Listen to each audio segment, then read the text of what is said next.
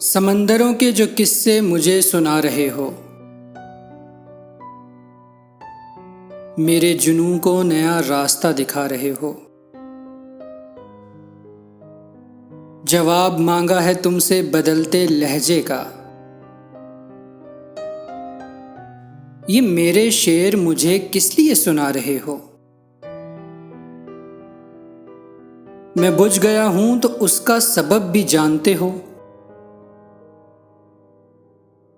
कि सोग बुझने का ऐसे ही बस मना रहे हो।